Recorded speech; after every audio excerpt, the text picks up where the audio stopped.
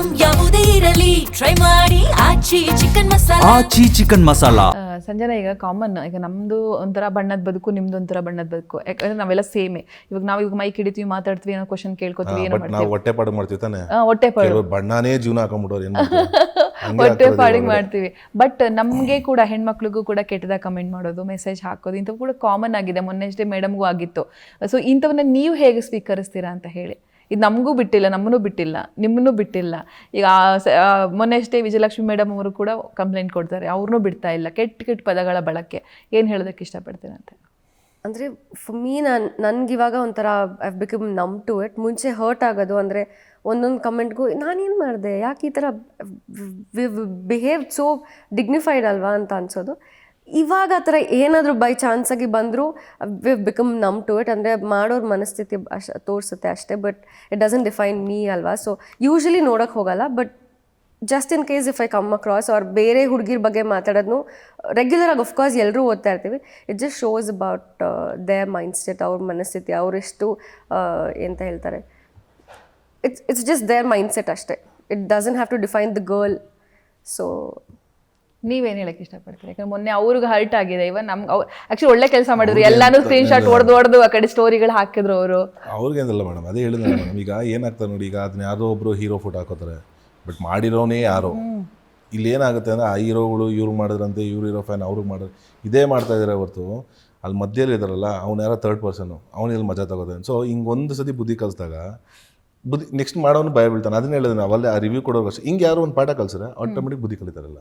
Okay, ಯಾರೋ ಹೇಳ್ತಾ ಇದ್ರು ತುಂಬಾ ಲಕ್ಕಿ ಅಂತ ನಿಮ್ಮನ್ನ ಲವ್ ಮಾಡೋ ಅಥವಾ ನೀವು ಲವ್ ಮಾಡೋ ಹುಡುಗಿ. ಯಾರು ನನ್ನ ನೀವು ಲವ್ ಮಾಡಿದ್ರೆ ಆ ಹುಡುಗಿ ಇಬ್ರು ಮ್ಯೂಚುವಲ್ ಆಗಿ ಲವ್ ಮಾಡ್ತಾ ಇದ್ರೆ. ಯಾಕಂದ್ರೆ ಈ ಸಾಂಗ್ ಎಲ್ಲ ನೋಡ್ತಾ ಇದ್ದಾಗ ಅಲ್ಲಿ ಏನೋ ಕಮೆಂಟ್ ಎಲ್ಲ ನೋಡ್ತಾ ಇದ್ದೆ, ಮೇ ಬಿ ಚೆನ್ನಾಗಿ ಕೇರ್ ಮಾಡ್ಬೋದು ಲವರ್ ಅಥವಾ ಮದುವೆ ರಿಯಲ್ ಆಗಿ. ನಾನು ರಿಯಲ್ ಬಗ್ಗೆ ಮಾತಾಡ್ತಾ ಇದೀವಿ, ಸಾಂಗ್ ಅಲ್ಲ, ರಿಯಲ್ ಆಗು ಹಂಗೆ ಕೇರ್ ಮಾಡ್ತೀರಾ ಅಂತ. ಎಂತದಿಲ್ಲ ಸದ್ಯಕ್ಕೆ ಯಾವುದಿಲ್ಲ ಮೇಡಮ್, ಸಿನಿಮಾ ಕಾನ್ಸಂಟ್ರೇಷನ್ ಅಷ್ಟೇ. ಲವ್ ಗಿವ್ ಮಾಡಲ್ವಾ ಸರ್? ಯಾಕೆ ಸರ್? ಟೈಮ್ ಇಲ್ಲ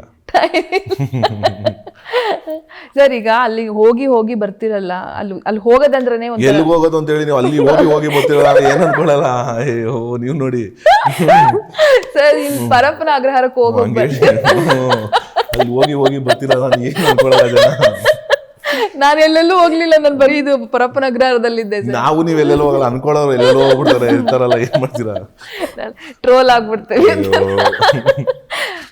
ಹೆಂಗಿರುತ್ತೆ ಸರ್ ಅದೊಂಥರ ಕಷ್ಟ. ಅದು ಹೇಗೆ ಏನ್ ಮಾಡಕ, ಬಟ್ ಹಂಗನ್ಬಿಟ್ಟು ನಾವು ದೂರನೂ ಸರಿಯಕ್ಕಾಗಲ್ಲ ನಮ್ಗೆ. ಅದು ಬೇಜಾರಾಗೈತೆ ಇಲ್ಲಿಂದ ಅಲ್ಲಿ ಹೋಗೋದು.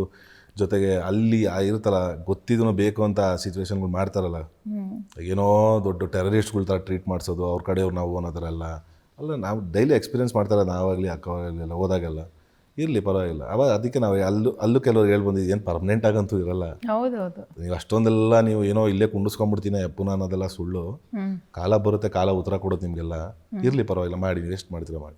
ವಿಜಯಲಕ್ಷ್ಮಿ ಅವ್ರ ಧೈರ್ಯದ ಬಗ್ಗೆ ಮಾತಾಡೋದು ಅದಂತೂ ಅವೆಲ್ಲ ಮೊನ್ನೆ ಅದನ್ನೇ ಹೇಳ್ತಿದ್ದೆ, ಅವ್ರಿಗಂತೂ ಕೈ ಎತ್ತು ಮುಗಿಬೇಕು ನಿಜವಾಗ್ಲು. ಬೇರೆ ಈ ಸಿಚುವೇಶನ್ ಯಾರೇ ಆಗಿದ್ರು ಮೇಡಮ್, ನನಗೆ ಯಾಕೆ ಬೇಕು, ನನ್ನ ಪಾಡು ನಾನು ಇದ್ಬಿಡ್ತೀನಿ ಅಂತ ಇರ್ತವ್ರದ್ದು. ಇವತ್ತಿನ ಈ ಕ್ಷಣದ ಗಂಟನೂ ಬಿಟ್ಕೊಟ್ಟಿಲ್ಲ, ಬಿಡೋದು ಇಲ್ಲ. ಅವ್ರು ಆ ಥರ ಗಟ್ಟಿಗಿದೆ, ಆ ಥರ ಗಟ್ಟಿತನ ನಿಜವಲ್ಲ ಗಂಡು ಮಕ್ಕಳು ಕೆಲವರು ನೋಡೋಕ್ಕಾಗಲ್ಲ, ಅಷ್ಟು ಮಟ್ಟಿಗೆ ನಿಂತ್ಕೊಂಡ್ಬಿಟ್ಟಿದ್ರು ಅವರು.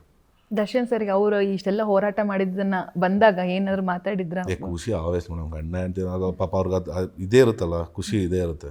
ಬಟ್ ನಿಜವಲ್ಲ ಕೈಯತ್ ಮುಗಿಬೇಕು ಅಕ್ಕಂಗಂತೂ.